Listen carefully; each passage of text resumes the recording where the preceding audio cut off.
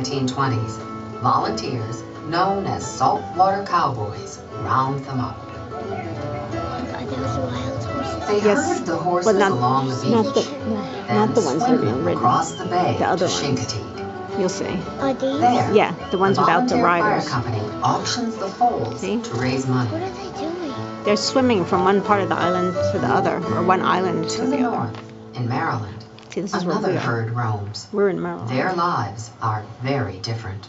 The National Park Service horses, as best as we can, are managed as wildlife. That's a hands-off approach, no supplemental feeding, no veterinarian care in general. They're pretty much on their own to live or die as wildlife. Wild and untamed, the horses have become as rugged as their home. That's why they play. Their short legs and stocky build are perfectly suited to the landscape.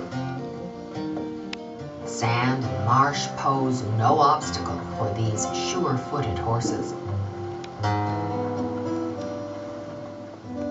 They've adapted to the challenging conditions of every season. When the weather turns cold, they grow thick winter coats.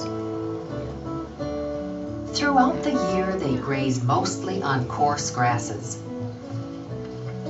Their diet also includes twigs, Phragmites, and even an unlikely delicacy, poison ivy. Ooh. Because most of their food is coated with salt, they drink twice as much fresh water as domesticated horses. They find it in the island's ponds and shallow rainwater pools. All of the salt and water combine to give the horses a bloated appearance. Wild horses have adapted so well to Assateague, they can alter the island itself. How about that?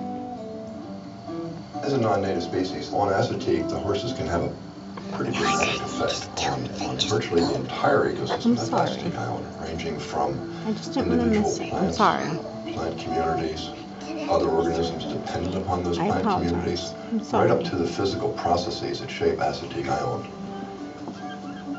From beach to bay, horses can have an impact on all of Assateague's habitats. The horse's effects in the salt marsh are particularly evident. In a normal, healthy marsh, you would expect to see grasses up to your knees. In a lot of areas on Assateague, it's down around your ankles, or it looks more like a golf course than it does a healthy salt marsh. In addition to the effects on the plants If it wasn't so themselves, hot, we would have that seen grazing has also displaced I'm other sorry. organisms from the salt marsh, things like fiddler crabs, Just watch some. secretive marsh birds. Those creatures have been displaced because of the effects of the horses on that salt marsh habitat. American beach grass is another favorite of the horses. When they overgraze, they can damage a key part of the island. Beach grass roots act like small anchors holding dunes in place. Without beach grass, dunes can blow away. And with weakened dunes, the island becomes more vulnerable to erosion.